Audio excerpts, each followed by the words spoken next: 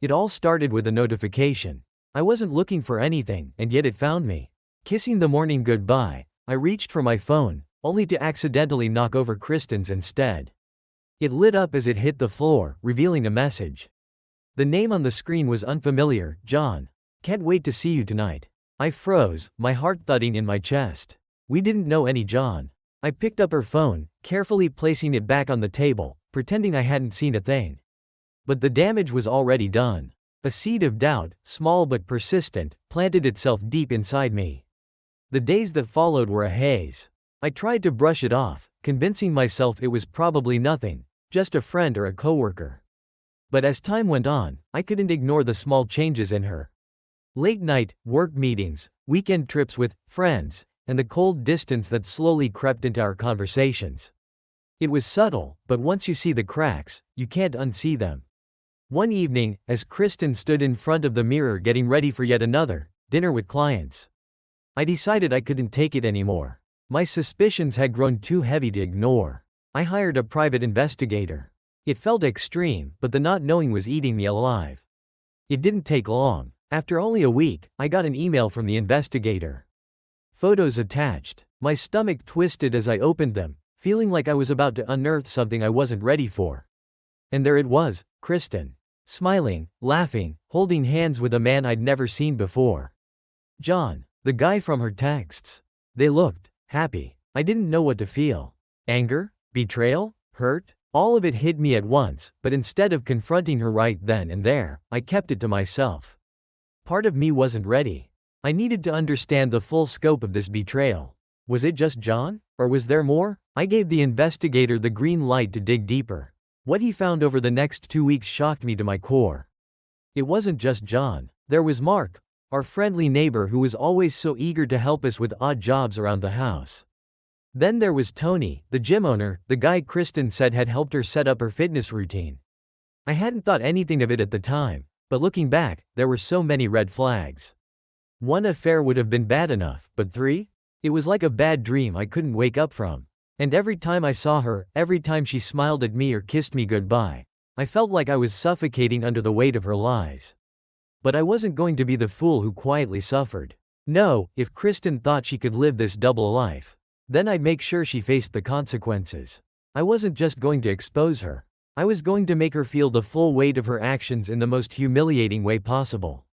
That's when I came up with the plan. It was cruel, yes, but it was the only way I could think of to get some semblance of closure, to reclaim the power I had lost.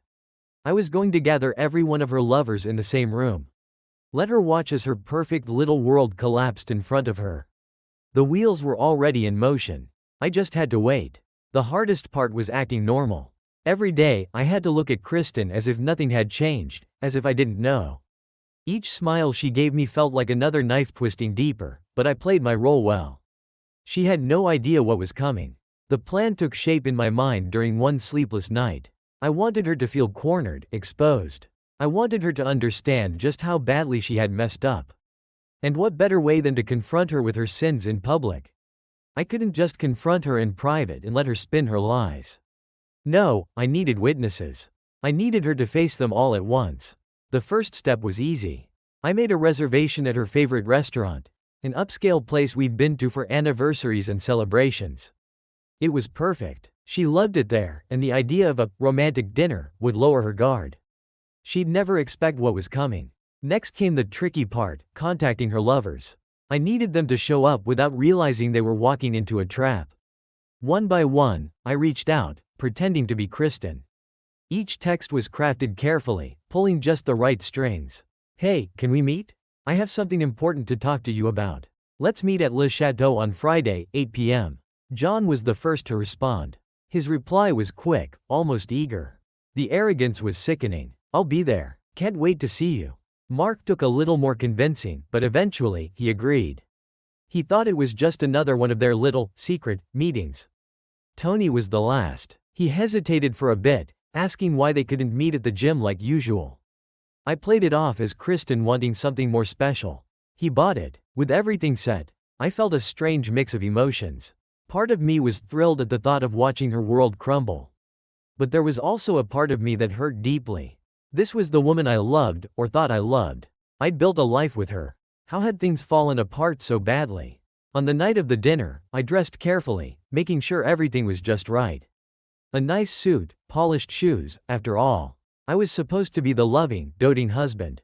Kristen, oblivious to everything, was in high spirits. She spent extra time getting ready, asking me if I thought she looked nice. I nodded, forcing a smile, while the rage inside me boiled. "Are you excited?" she asked, her eyes sparkling. "Yeah," I said, barely able to contain my contempt. "It's going to be a night to remember." As we drove to the restaurant, I kept glancing at her, wondering what was going through her mind. Was she thinking about John? Or maybe Mark? Did she feel any guilt at all? I doubted it. She had gotten away with it for so long, weaving her lies so perfectly. The restaurant was just as I remembered, classy, elegant, with soft lighting and the clinking of wineglasses in the background. We were greeted at the door, and I made sure to give the hostess my name confidently. Kristen smiled, still in the dark. We were seated at a corner table with a perfect view of the entrance. I made sure of that. I wanted to see the moment when her face would drop. When the truth would hit her like a freight train. Kristen ordered her usual, wine, steak, medium rare. I went with something simple, my appetite long gone, consumed by the anticipation of what was about to unfold. It was just past 8 p.m. when the first guest arrived. I recognized John immediately, tall, dark hair, that smug look on his face like he owned the world. Kristen's eyes flickered towards the entrance, and I watched as her face froze for a split second. She recovered quickly, too quickly. She didn't think I'd noticed. John approached our table, looking slightly confused, but before he could speak, the door opened again. This time it was Mark, and right behind him, Tony. The realization started to dawn on her. Her eyes darted from John to Mark to Tony, then back to me. Panic flashed across her face, but she said nothing. The silence hung in the air like a storm about to break. I leaned back in my chair, my hands steady for the first time in weeks, and smiled. "Looks like we're all here." The air around the table thickened, tension building like a coiled spring ready to snap. Kristen sat frozen, her eyes wide, darting between John, Mark, Tony, and me. She opened her mouth as if to speak, but no words came out. John was the first to break the silence. He glanced at Kristen, then at me, confusion etched on his face. "Kristen? What's going on?" His voice was casual but tinged with suspicion. Mark shifted uncomfortably in his chair, clearly uneasy with the situation. Tony just stood there, arms crossed, watching like he was trying to piece together a puzzle. I took a slow sip of my drink, savoring the moment before I finally spoke. "Well, gentlemen," I began, leaning forward and locking eyes with Kristen. "It seems like tonight's a special occasion. You see, I thought it would be nice for everyone to meet." My voice dripped with sarcasm as I gestured towards the table. Kristen's face paled, and I could see the cracks in her composure. She was trying to hold it together, but the panic was creeping in. I reveled in it, watching her struggle to find her footing. "What the hell is this? Kristen?" Tony's voice was low, a hint of anger bubbling underneath. "Why are we all here? What's going on?" She swallowed hard, still trying to keep her cool. I don't know," she stammered, avoiding eye contact with anyone. I couldn't hold back anymore. The satisfaction of seeing her unravel was too much. I leaned in closer, my voice steady and cold. "Oh, but you do, Kristen. You know exactly why we're all here." I turned to the men. "Let me clear this up for you. You're not just random guests tonight. You're all here because you've been sleeping with my wife." The silence that followed was deafening. For a split second, no one moved. Then, John, ever the cocky one, tried to laugh it off. "Wait, what? You've got to be joking, man." I didn't blink. I simply stared at him, my expression unchanging, and slowly shook my head. His smile faltered, and the color drained from his face. Mark shifted uncomfortably in his seat, glancing at Kristen, who looked like she was on the verge of tears. Tony, on the other hand, clenched his jaw, his eyes narrowing as he glared at her. "Kristen," Tony said through gritted teeth, "is this true?" She looked like a deer caught in headlights, her voice barely a whisper. "Tony, she trailed off, unable to finish. The facade she had so carefully crafted was crumbling before our eyes. I could see the panic in her eyes, the realization that she was trapped, that there was no way out of this. The men she had juggled so expertly were now staring her down. and the web of lies she had spun was tightening around her throat. John stood up suddenly, knocking his chair back. Are you serious? You've been seeing other guys too? He looked at Kristen like she was a stranger, someone he no longer recognized. Mark, always the quieter one, finally spoke. I can't believe this. How long, Kristen? How long have you been lying to all of us? Kristen's eyes filled with tears as she desperately looked around the table, searching for some way to fix this. But there was no fixing it. Not this time. I leaned back in my chair, letting the moment stretch. It was everything I had imagined and more. The betrayal, the shock, the raw anger. It was all on display, and for once, I wasn't the one drowning in it. I was finally in control. Funny, isn't it? I said, breaking the silence. How someone can live a double life, keeping so many secrets from the people closest to them. I locked eyes with Kristen, my voice cutting through the chaos. Did you really think I wouldn't find out? Did you think I was that stupid? She shook her head, tears streaming down her face now. Andrew, please, I can explain. Explain what? I shot back, my voice rising for the first time. That you've been screwing around behind my back for God knows how long. With him? I pointed at John. And him? I motioned towards Mark. And him? Tony's face was now twisted in disgust. Was it a game for you, Kristen? Did you enjoy stringing us all along? I continued, my anger bubbling to the surface. Did you think you'd never get caught? She couldn't answer. She just sat there, her face in her hands, sobbing softly. The men exchanged glances, each of them processing the reality of the situation. The woman they thought they knew had played them all for fools. John muttered something under his breath and stormed out of the restaurant, leaving his unfinished drink behind. Tony stood up next, shaking his head in disbelief, before following him. Mark hesitated for a moment, his eyes filled with sadness more than anger. He gave Kristen one last look before he, too, walked away. And just like that, we were alone. Kristen sat across from me, broken, her shoulders trembling with quiet sobs. The restaurant buzzed around us, oblivious to the drama that had just unfolded at our table. I looked at her, feeling the weight of what had just happened. The revenge I had been craving was complete. But instead of satisfaction, all I felt was emptiness. The woman I had loved, the life we had built together, it was all gone. I hope it was worth it, I said, my voice hollow. Then I stood up, tossed a few bills on the table, and walked out of the restaurant, leaving Kristen in the ruins of the life she had destroyed. The drive home was quieter than the silence in the restaurant. No music, no words, just the soft hum of the engine as I navigated the familiar streets back to our house. I had imagined this moment so many times, the satisfaction, the relief of finally exposing Kristen for what she truly was. But now that it had happened, it felt hollow. The adrenaline that had fueled me throughout the evening was wearing off, and the reality of what I had done began to sink in. I wasn't going back to a home anymore. It was just a house now, filled with memories of a life that no longer existed. A life I had shattered tonight.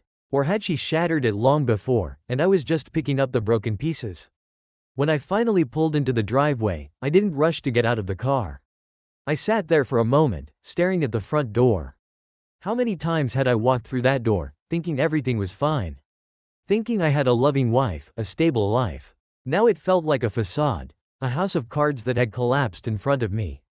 Kristen wouldn't be home for a while. I was sure of that.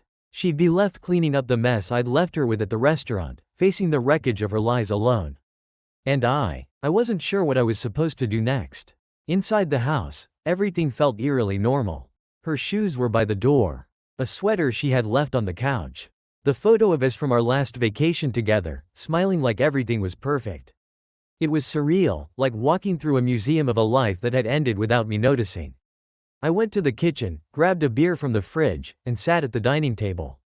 The same table where we had shared countless dinners, talked about our days, and made plans for the future. All of it meaningless now.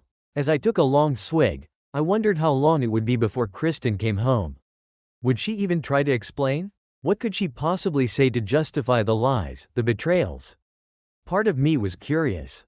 I wanted to hear her stumble through her excuses, to watch her try to patch together a story that made sense. But another part of me, maybe the smarter part, knew that nothing she said would change anything. I was done. The front door creaked open, and I heard her footsteps, slow, hesitant. She must have been crying all the way home, but I didn't care. Not anymore. I didn't look up when she entered the room. She stood there for a moment, waiting, like she was afraid to speak. I could feel her presence, the tension hanging in the air between us like a thick fog. Finally, she spoke, her voice barely more than a whisper. "Andrew?" I didn't respond. I just took another drink, keeping my eyes fixed on the wall. "Andrew, please. I don't even know where to start." I let the silence stretch, letting her stew in the awkwardness of it. Then, without looking at her, I said, "Start with why." She let out a shaky breath, and I heard her shuffle closer, as if closing the distance between us would make it easier. But there was no closing the distance now.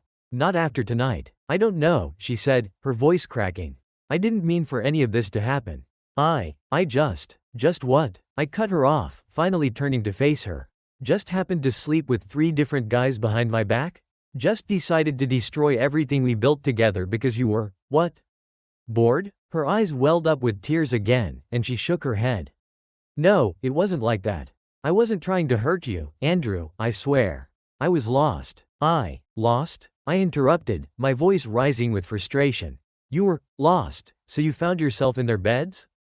How long, Kristen? How long have you been doing this?" She bit her lip, looking down at the floor like she couldn't bear to meet my gaze. "It wasn't always like this. It started with John, and then you didn't stop." I finished for her, the bitterness in my voice impossible to hide. "You didn't stop because you didn't want to. You thought you could have it all, your life with me and whatever else with them." Tears streamed down her face now, but I didn't feel any sympathy. "Not anymore. I was lonely," she said finally, her voice trembling. "You were always so busy, and I didn't know how to talk to you about it. I made mistakes, Andrew.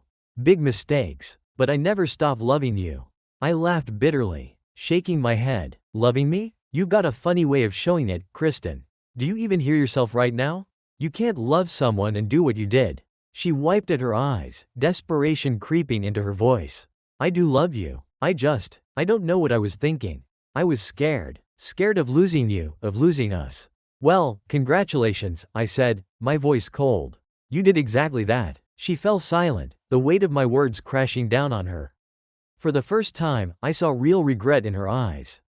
Not just for getting caught, but for what she had done. But it was too late. "What do you want me to say?" she whispered. "I know I messed up. I know I hurt you. But please, Andrew, I want to fix this. I'll do anything. Just don't leave me." I stared at her, my heart hardening with each passing second. Once upon a time, I might have believed her. I might have wanted to fix things, to find some way to salvage what we had. But now, after everything that had happened, I couldn't. "I already left you, Kristen," I said quietly. "Tonight, in that restaurant, when you saw them walk in? That's when I left." She broke down, collapsing into sobs, but I didn't move. I couldn't comfort her, not after everything. Instead, I stood up, grabbing my keys from the counter. "Where are you going?" she asked through her tears, her voice desperate. I didn't look back as I walked toward the door. Anywhere but here. And with that, I stepped out into the night, leaving Kristen and the broken pieces of our life behind. I didn't drive far. Just a few blocks away, I pulled over into an empty parking lot. I needed to breathe, to think without the weight of Kristen's tears suffocating me. The night was dark, the cool air drifting through the window as I leaned back in the seat, closing my eyes. What now? The question echoed in my mind, but there was no clear answer. Everything felt surreal. The revenge I had planned, the chaos I had unleashed, it had all happened so fast. Too fast. I glanced at my phone. A couple of missed calls from Kristen. I ignored them. For the first time in weeks, the adrenaline had worn off, leaving me with nothing but exhaustion and a dull ache in my chest. I had gotten what I wanted, the confrontation, the truth out in the open. But it didn't bring the closure I'd hoped for. It wasn't satisfaction. It was emptiness. I thought back to the restaurant, the look on her face when everything crumbled. The disbelief, the panic. And yet, even now, part of me still wondered. How had we ended up here? I turned the key in the ignition, deciding on one thing. Tonight, I wouldn't go back. Not to her. Not to the house. I needed space, distance from the wreckage of our life. Maybe I'd head to a hotel or drive until I figured it out. But one thing was certain, I couldn't face her again tonight. Not after everything. The hotel room was cold and impersonal. I dropped my bag by the door and sank onto the edge of the bed, staring blankly at the muted television. The reality of what had happened was still settling in. Piece by piece. Kristen hadn't tried to call again. I wasn't sure if I was relieved or disappointed. Maybe she had finally realized it was over, that no amount of apologies could fix what she had broken. But part of me knew she wasn't done.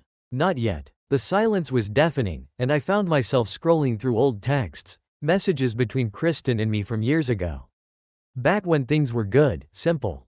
Before the lies, before the betrayal. The small, sweet exchanges now felt like relics of a distant past. Mocking me, I tossed the phone aside, running my hands through my hair. What now? I had exposed her, shattered her illusion, but where did that leave me?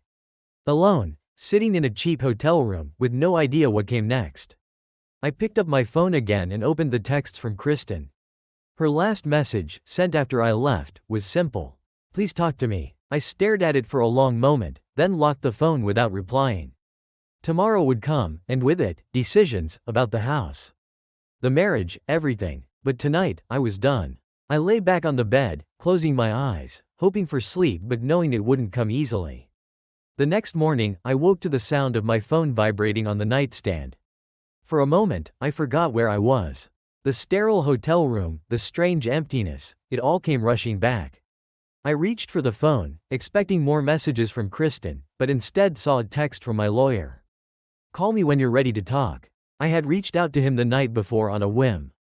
Knowing deep down that this was where things were heading. Divorce. The word felt heavy, final. But what other choice did I have? I sat up in bed, the events of last night replaying in my mind. Kristen's broken expression, the way the men had stormed out of the restaurant, the silence that followed when I left. It had been chaos, but now there was nothing but the void, a future without her, without the life we had built. I hadn't replied to Kristen's texts.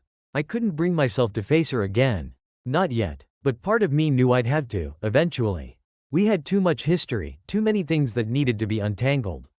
The house, the finances, the life we once shared.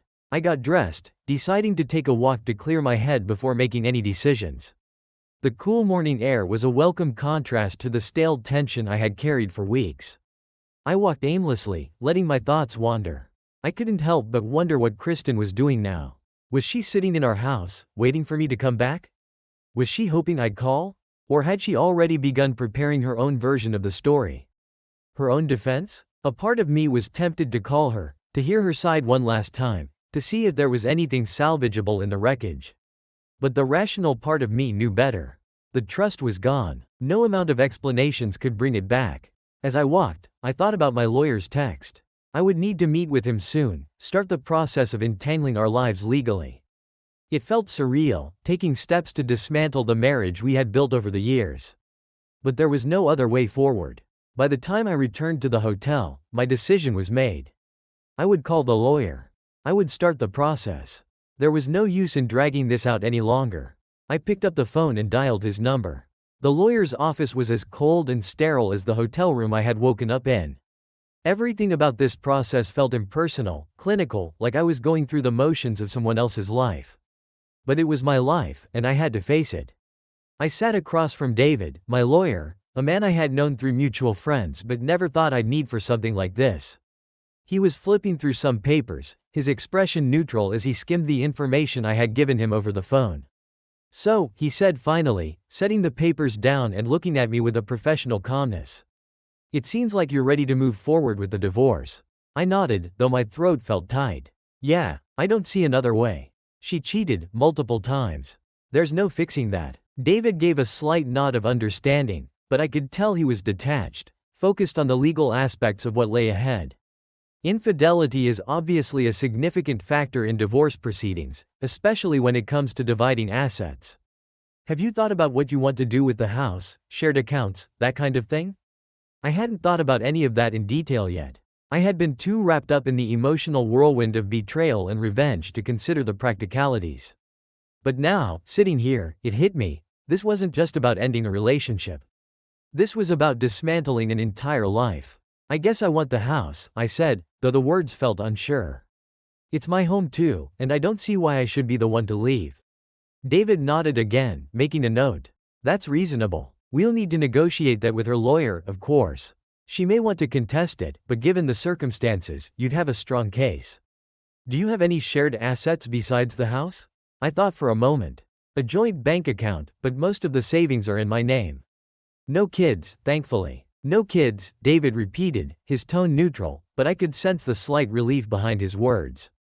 It made things simpler, more straightforward, less messy. The meeting went on, and as we discussed the legal steps, the division of assets, and what would come next, I found myself zoning out at times. It all felt so transactional. Like we were divvying up the remnants of something that had once been alive and vibrant but was now just pieces on a spreadsheet. When the meeting finally wrapped up, David leaned back in his chair and gave me a long look. "This isn't going to be easy," he said. "Emotionally, I mean. I've handled a lot of divorce cases, and even when there's clear wrongdoing, like infidelity, it's still hard. You're going to feel a lot of things you didn't expect." I nodded, but I didn't really need the advice. I had already felt the weight of it, first when I discovered Kristen's betrayal, then when I exposed her in front of her lovers. Now, it was just the aftermath. The long, slow process of detaching from everything we had built together. Emotionally, I had already been through hell. This was just the paperwork. David handed me a folder with a list of documents I'd need to gather, bank statements, proof of ownership, things I hadn't even considered. I took it, thanked him, and left the office, feeling like I had just checked another box on a list I didn't want to make. When I got back to the hotel, I sat on the bed and stared at the folder in my hands. Divorce. It still didn't feel real. How had we gone from the couple who planned vacations and talked about growing old together to this? A cold, legal process to divide our lives? My phone buzzed, breaking my thoughts. A message from Kristen. "Can we please talk? Just once. Face to face." I stared at the screen for a long time, feeling the old familiar tug of emotion. The part of me that wanted closure, wanted answers, wanted to understand why she had done it. But another part of me, the rational part, knew there would be no satisfaction in hearing her excuses. No words could undo what she had done. Still, I typed out a response. "I'll meet you tomorrow, but I don't want to hear any more lies." The message sent, and I tossed the phone aside. Maybe I needed to see her one more time. Maybe I needed to hear her admit it all, face to face, without the fog of tears and drama. Maybe then I could finally close the door on this chapter of my life. The next day, I arrived at a small cafe, neutral ground. Not the house we shared, not the restaurant where it all fell apart. Just somewhere in between, where we could talk without the weight of our old life pressing down on us. Kristen was already there, sitting at a corner table, her hands nervously wrapped around a coffee cup. She looked up as I approached, and I could see the exhaustion in her eyes, the guilt she had been carrying since the night of the restaurant. I sat down across from her, folding my hands on the table. Neither of us spoke for a moment, the silence stretching as we both avoided eye contact. Finally, she broke the silence. "I don't even know where to begin," she said, her voice small, fragile. I stayed quiet, waiting. "I've spent the last few days thinking about everything," she continued. "What I did, it was wrong. I know that. I hurt you in ways I can't even begin to apologize for. I wanted to feel something, anger, satisfaction, anything, but all I felt was a strange numbness. I guess I just need to know why," I said finally, my voice steady but cold. "Why did you do it? Was I not enough? Were we not enough?" Kristen's eyes filled with tears, but she blinked them away, trying to keep herself together. "It wasn't about you, Andrew. It was never about you. It was about me." I felt lost, like I didn't know who I was anymore. I got caught up in things I shouldn't have, and I thought I could keep it separate from us. But I couldn't. I made mistakes, and I'm so sorry. Her words hung in the air between us, but they didn't bring the answers I was hoping for. Maybe there were no real answers. Maybe she didn't even fully understand why she had done it. "I loved you," I said quietly. "And I thought you loved me too." "I did," she whispered. "I still do. But it was too late." We both knew that. I stood up, my heart heavy but resolute. "This is the last time we're having this conversation, Kristen. The lawyer will handle the rest." She looked up at me, her face a mixture of regret and sadness, but she didn't try to stop me. She knew, just as I did, that there was nothing left to say. I walked out of the cafe, leaving her behind for the final time. The chapter was closed, and for the first time in a long time, I felt the weight beginning to lift. There was still pain, still a lot to process, but I knew one thing. It was time to move on. The day had finally come. I stood in the doorway of the house, staring into the empty living room that had once been filled with laughter, arguments, and everything in between. Now, it was just a shell of what it had been, a hollow reminder of a life that had come undone. Boxes lined the walls, each one packed with pieces of the life Kristen and I had shared. Her things had already been cleared out a few days ago. She took her clothes, her books, and a few sentimental items. I didn't care about the details. I just wanted it to be over. This was the last step, the final severing of our old life. I walked through the house slowly, room by room, checking each space for anything I might have missed. The bedroom felt especially surreal. I remembered how we used to lie in bed, talking late into the night about everything, our dreams, our plans, our future. All of that seemed distant now, like it had happened to someone else. The bed was stripped bare, the dresser half empty. I grabbed the last of my clothes, tossing them into a duffel bag without much thought. It was strange how quickly a place that once felt so full of life could turn into just another house. I wondered how long it would take for the memories to fade. Would I always see her face when I walked through these rooms in my mind? Once I was sure everything was packed, I made my way to the kitchen, the last place I hadn't fully dealt with. The table where we had so many dinners together still stood in the corner. I didn't take it with me. It was too full of ghosts. Instead, I grabbed a few plates, utensils, and mugs, just enough to get by in the new apartment. I caught my reflection in the kitchen window, tired eyes, a weight in my expression that hadn't been there before. This whole process had changed me. I wasn't the same person who had lived here.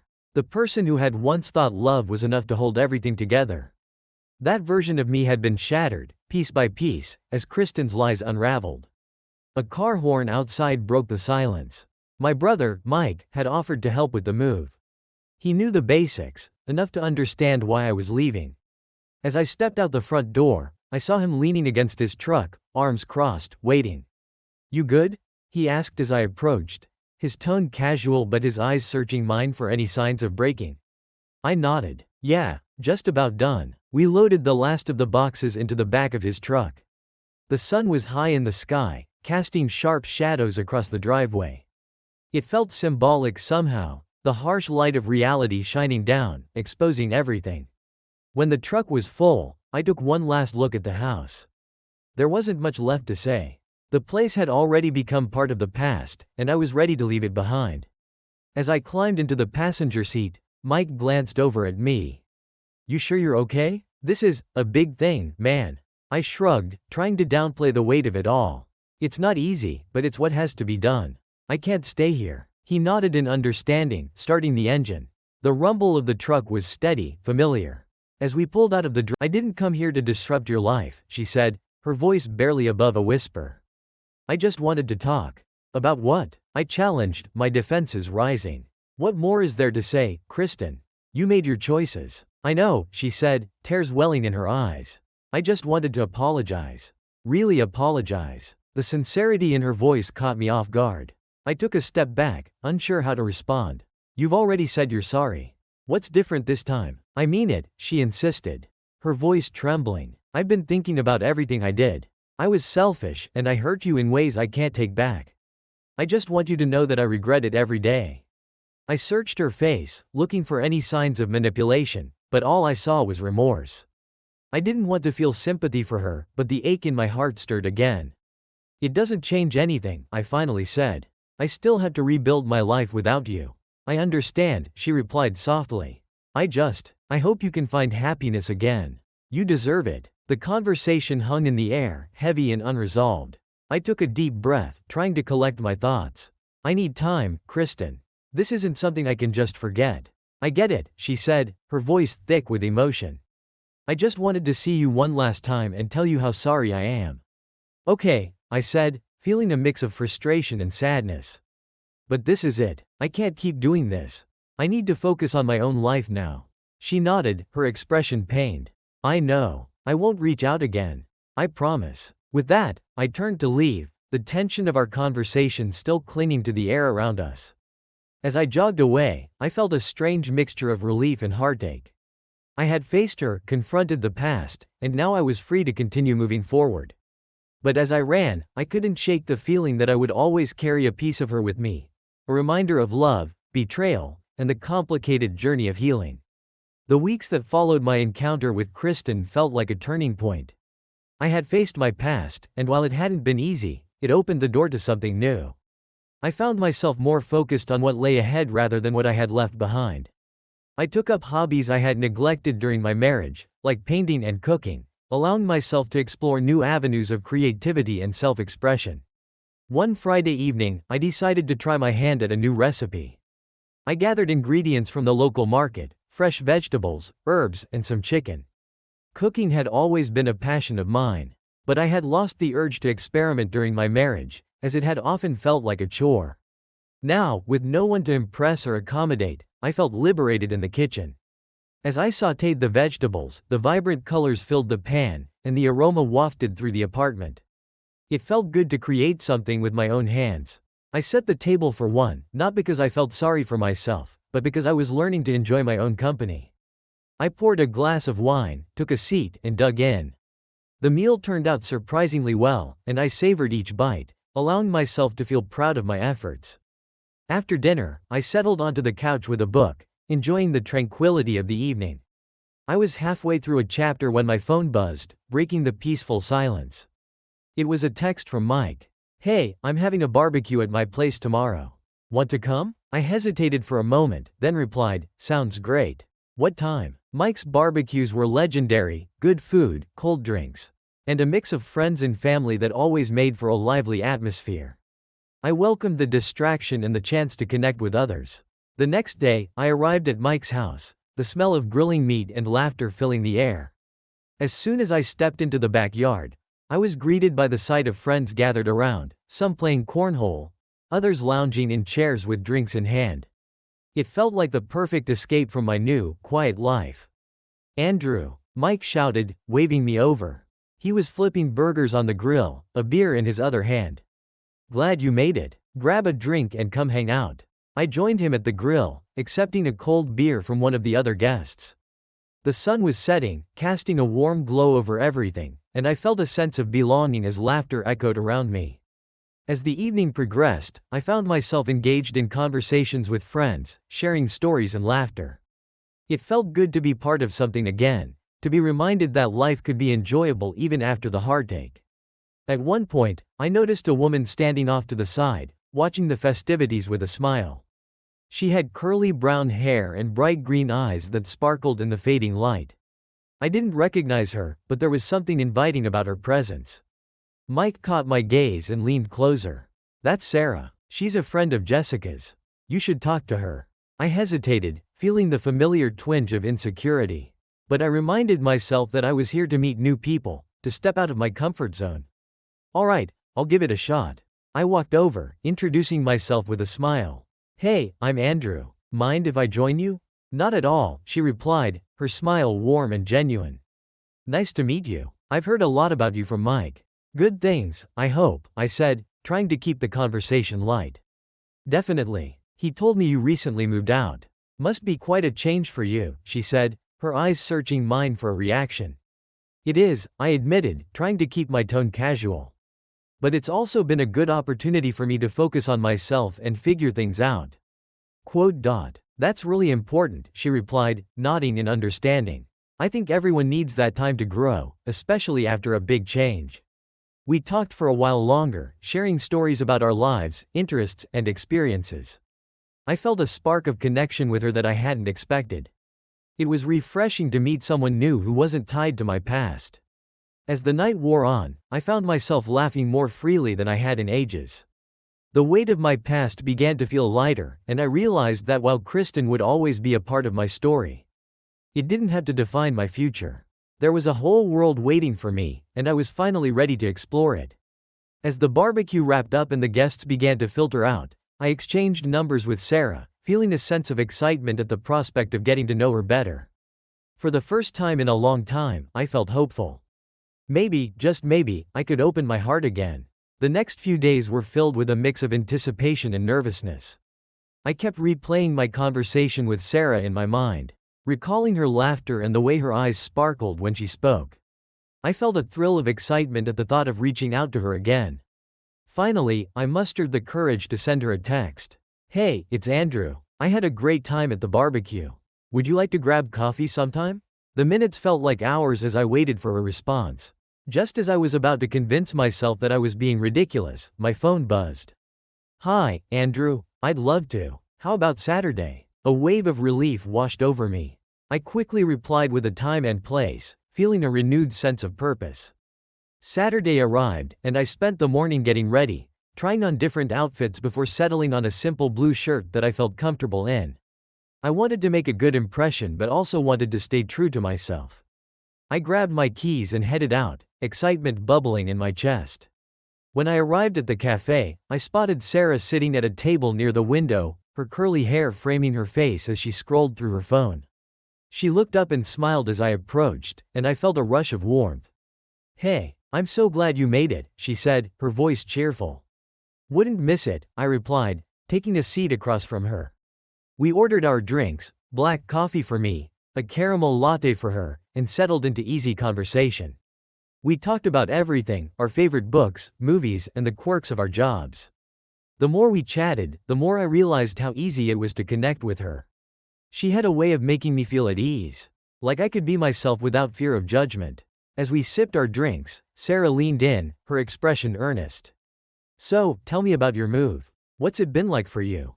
I took a breath, choosing my words carefully. It's been a big change. I had to let go of a lot of things, but it's also been freeing. I'm finally focusing on what I want. Sounds like you're in a good place, she said, her eyes sparkling with understanding. I think everyone deserves that kind of clarity after something tough. Exactly, I replied, feeling grateful for her perspective. It's nice to talk to someone who gets it. As the conversation flowed, I felt a connection growing between us, a chemistry that surprised me. It had been a long time since I had felt this way about anyone, and it both thrilled and scared me. I couldn't help but think of how different Sarah was from Kristen. After we finished our drinks, we decided to take a walk around the nearby park. The sun was shining, and the air was crisp, creating a perfect backdrop for our budding connection. As we strolled, we shared more about our lives, and I found myself laughing freely, enjoying every moment. Okay, I have to ask, Sarah said, her eyes mischievous. What's your favorite thing to cook? You mentioned cooking at Mike's barbecue. I grinned, feeling a sense of pride. I make a mean chicken stir-fry. It's my go-to when I want to impress someone. Impress, huh? Maybe you'll have to make it for me sometime, she teased. A playful glint in her eye. Deal, I replied, my heart racing at the thought.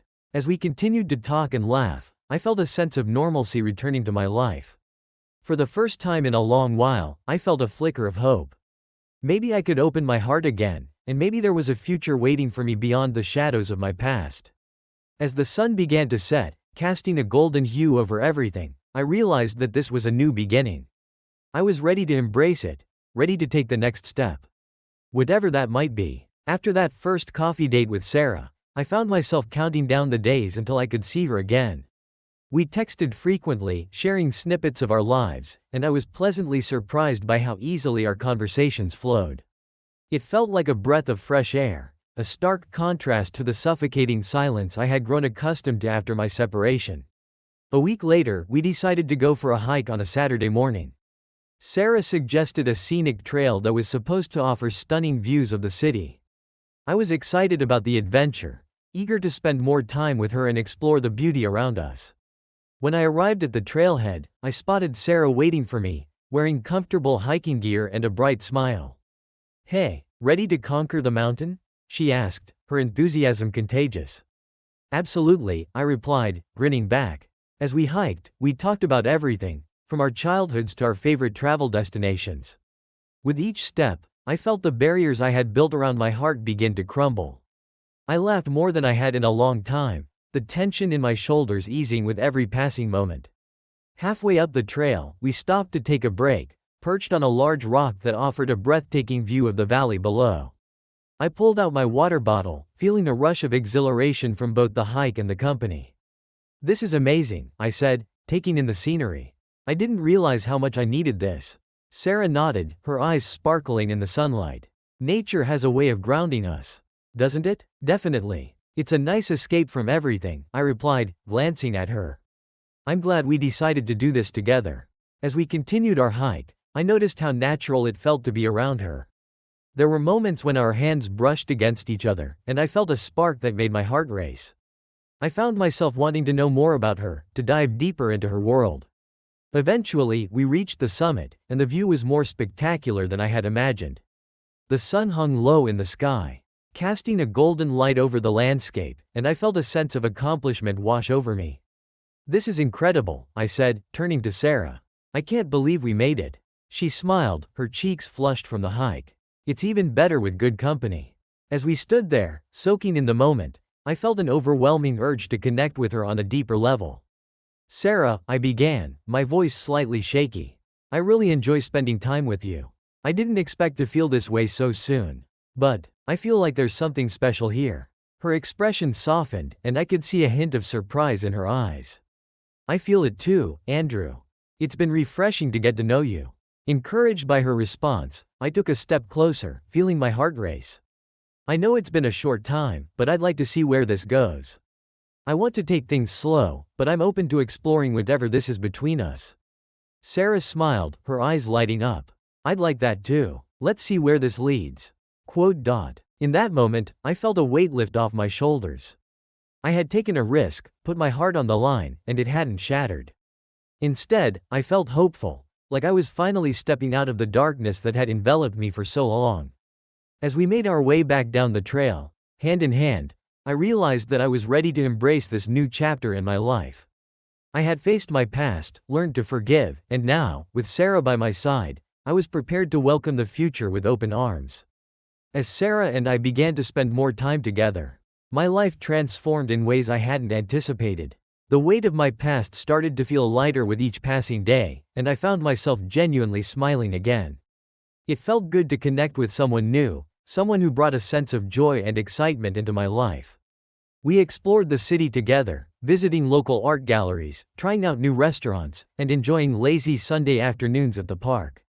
Each outing deepened our bond, and I felt like I was finally allowing myself to heal. I cherished the simple moments, the way her laughter echoed in my mind long after our conversations ended, the warmth of her hand in mine, and the way she seemed to understand me without judgment. One evening, we decided to cook dinner together at my apartment. I had invited her over, eager to show off my newfound culinary skills. As I chopped vegetables and seasoned the chicken, Sarah set the table, her laughter echoing in the kitchen as I fumbled with the ingredients. "You're really going to impress me with this stir-fry, huh?" she teased, her eyes sparkling. "I'll do my best," I replied, feeling the familiar rush of nervous excitement. "I just hope it lives up to the hype." As we cooked, we talked and laughed, sharing stories about our families and childhood memories. I learned that Sarah had a passion for photography and often spent her weekends exploring the city to capture its hidden gems. Her enthusiasm was infectious, and I couldn't help but feel inspired by her outlook on life. When dinner was finally ready, we sat down at the table, and I served her a generous portion of the stir-fry. "Here it is, the moment of truth," I announced dramatically. She took her first bite, closing her eyes in delight. "Wow, this is amazing. You're a natural in the kitchen." "Glad you like it," I said, feeling a sense of pride wash over me. After dinner, we cleared the table and moved to the couch, where we snuggled under a blanket while watching a movie. As the credits rolled, I turned to her, feeling a surge of emotions. "I'm really happy you're in my life, Sarah. You've brought so much joy back into it." Her gaze softened, and she smiled back. "I feel the same way, Andrew. It's refreshing to be with someone who's willing to be vulnerable and open." In that moment, I realized how much I had been missing: companionship, connection, and the simple pleasure of sharing my life with someone. As our relationship blossomed, I started to feel a shift in perspective. I had spent so much time focused on the pain of my past, the betrayal and heartache that had defined me for so long. But now, with Sarah, I was beginning to see the beauty in new beginnings and the importance of moving forward. One weekend, we decided to take a trip to a nearby lake. It was a picturesque spot, surrounded by trees and mountains, the perfect escape from the hustle and bustle of the city. As we settled onto the shore, I couldn't help but feel a sense of peace wash over me. We spread out a blanket and spent the afternoon relaxing in the sun, chatting and sharing stories. At one point, Sarah leaned back, her eyes closed, soaking in the warmth. I admired her, feeling a deep sense of appreciation for how far I had come. "Hey, do you ever think about the future?" I asked, my voice breaking the comfortable silence. She opened her eyes and turned to me, curiosity in her gaze. Sometimes, I think about where I want to be in a few years, but mostly, I focus on enjoying the present. Me too, I said, feeling a rush of honesty. After everything that's happened, I'm learning to take things one day at a time. It's scary, but it feels right. Sarah smiled, and I felt a warmth spread through me. I think that's the best way to live. We can't control everything, but we can choose how we respond. Her words resonated with me, and I felt a renewed sense of hope. I realized that while my past would always be a part of me, it no longer had to dictate my future. I was learning to embrace the present and look forward to the unknown. As we sat by the lake, surrounded by the beauty of nature, I understood that this was only the beginning. I was ready to forge ahead, embracing the changes and challenges that lay ahead, hand in hand with Sarah, who had become a vital part of my journey toward healing and happiness. As my relationship with Sarah continued to grow, I found myself at a crossroads. I had begun to see the world through a clearer lens, but there was still one lingering issue that weighed heavily on my mind: Kristen. I hadn't spoken to her since our confrontation at the restaurant, but her presence lingered in my thoughts, and I knew I needed closure. One evening, while Sarah and I were cooking dinner together, I decided to bring it up. "Hey, can I talk to you about something?" I asked, my tone serious. "Of course. What's on your mind?" she replied, pausing to chop the vegetables. "I've been thinking about Kristen," I admitted, feeling the tension creep into my shoulders. "It's been weighing on me, and I don't want it to affect us." Sarah turned to me, concern etched on her face. "What about her? I haven't had a real conversation with her since everything went down. I think I need to confront her one last time, to get some closure and move forward completely." She nodded, her expression softening. "I understand. It makes sense to address it so you can truly let go. Just make sure you're ready for whatever comes next." "Yeah, I get that," I said, grateful for her support. "I just don't want to drag this out longer than necessary. I want to focus on us." After dinner, I sat down and texted Kristen, asking if we could meet up. To my surprise, she responded almost immediately, agreeing to meet the following day at a coffee shop. I felt a mix of anxiety and determination as I prepared for our conversation. The next day, I arrived at the coffee shop early, my heart racing as I waited for Kristen. Memories of our past flooded my mind, both the good and the painful moments we shared. I wanted to be strong, to assert myself, but a part of me felt apprehensive about facing her again. When Kristen walked in, I was struck by how different she looked. Her hair was pulled back, and she wore a simple dress that flattered her figure. She approached me, her expression neutral. "Hey," she said, sliding into the chair across from me. "Hey," I replied, my voice steadier than I felt. "Thanks for meeting me." She nodded, and for a moment, we sat in silence, the tension thick between us. I took a deep breath, gathering my thoughts. I wanted to talk about what happened, about everything. "Okay," she replied, her eyes searching mine. "I'm listening. I just feel like we need to clear the air," I began, trying to keep my tone calm. "I've been dealing with a lot since our marriage ended, and I need to know why you did what you did." Kristen looked away, her gaze shifting to the window as if searching for an answer in the outside world. I don't know. It's complicated. I made some terrible choices, and I regret it." "Regret doesn't change what happened, Kristen," I said, my voice firm but not unkind. "You hurt me, and you shattered everything we built together. I need to understand why you didn't come to me when things started to fall apart." She sighed, her shoulders slumping. "I guess I was scared. I didn't know how to communicate what I was feeling. Instead of talking to you, I sought comfort elsewhere, thinking it would be easier." I shook my head, frustration bubbling up.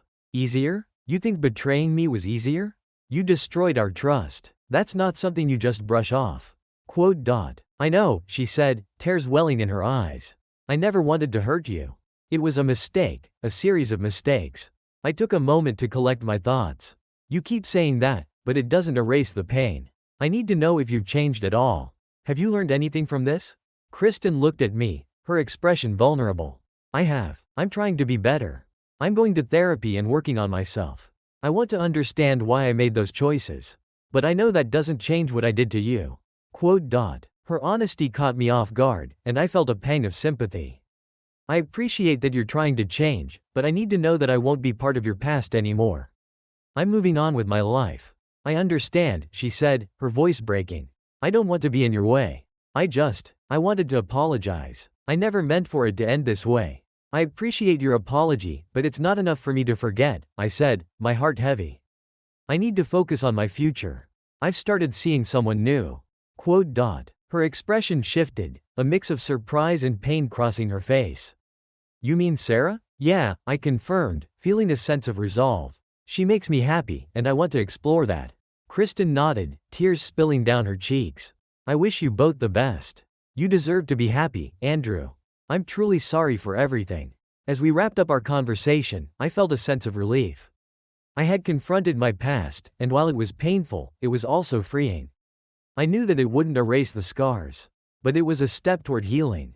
As I left the coffee shop, I felt lighter than I had in a long time. I was finally ready to close that chapter of my life and focus on the new beginning that awaited me with Sarah. It was time to embrace my future without the shadows of my past lingering over me. After my conversation with Kristen, I felt a weight lift off my shoulders. I had finally confronted my past, and now it was time to focus on what truly mattered, my relationship with Sarah. I wanted to build something real. Something that wasn't overshadowed by the ghosts of my previous marriage. The next few days were filled with a renewed sense of purpose. I found myself more present during my time with Sarah, eager to explore the depths of our connection. We went on spontaneous adventures, discovering hidden spots in the city and indulging in our shared love for food. One evening, we decided to host a small dinner party with a few close friends. I was excited to introduce Sarah to my circle, and I wanted to show her that I was committed to moving forward. As we prepped for the dinner, I felt a mix of nerves and excitement. What do you think they'll think of me? Sarah asked, her tone playful yet serious as she helped me chop vegetables. They're going to love you, I assured her, feeling confident.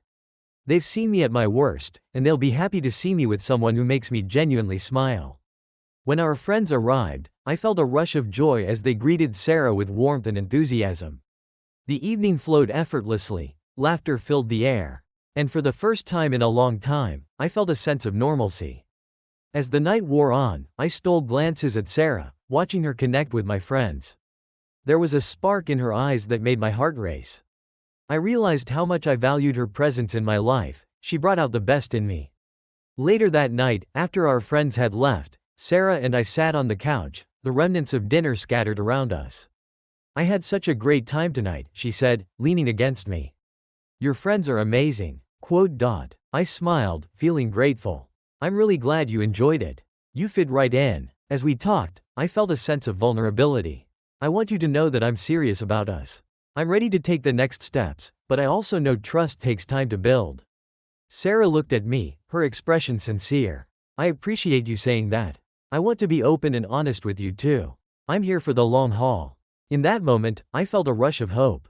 We were on the same page, ready to face whatever challenges lay ahead together. With Sarah by my side, I was determined to rebuild my life and create a future filled with love and trust.